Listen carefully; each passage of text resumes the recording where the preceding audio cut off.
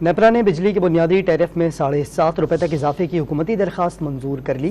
Life line اور ماہانہ 200 unit تک پروٹیکٹڈ صارفین پر اطلاق نہیں ہوگا۔ مزید جانتے ہیں ڈان نیوز کے نمائندے طاہر شیرانی سے۔ طاہر، اضافے کا اطلاق کب سے ہوگا؟ جی، 1 جولائی سے اضافے کا اطلاق ہوگا اور کے الیکٹرک سمیت ملک بھر کے بجلی صارفین کے لیے بجلی کے بنیادی ٹیرف میں 7.50 روپے فی یونٹ تک اضافے کی نیپرا کی جانب سے حکومتی درخواست منظور کر لی گئی ہے۔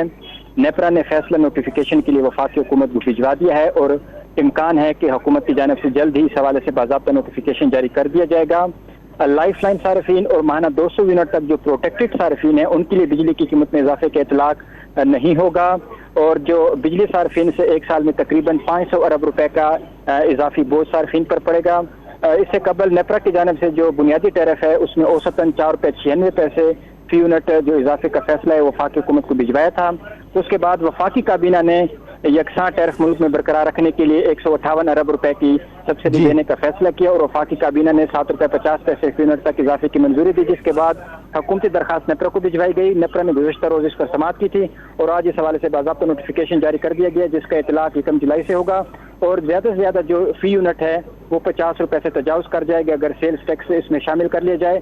اس کے علاوہ جو ماہانہ ایڈجسٹمنٹ ہے، کوارٹرلی ایڈجسٹمنٹ ہے، سر چارجز ہیں، ٹی وی فیس ہے، وہ اس کے علاوہ صارفین کو برداشت کرنا پڑے گا۔ تقریباً فی یونٹ جو مجموعی طور پر جو ہے وہ تقریباً 60 روپے تک پہنچ سکتا ہے۔ طاہر، بہت شکریہ آپ کا۔